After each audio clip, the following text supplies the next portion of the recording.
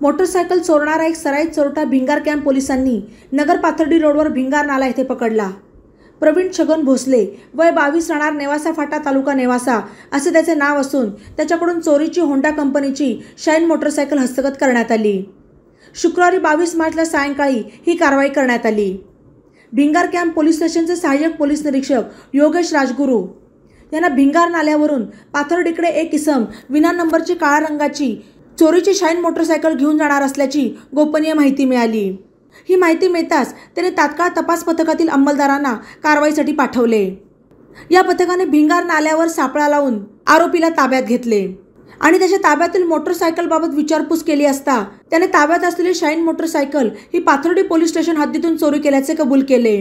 तपास पथकाने त्यास ताब्यात घेऊन पोलीस स्टेशनला आणून पाथर्डी पोलीस स्टेशन येथे खात्री केली असता सदर मोटरसायकल चोरीबाबत पाथर्डी पोलीस स्टेशनला गुन्हा दाखल असल्याची माहिती समोर आली।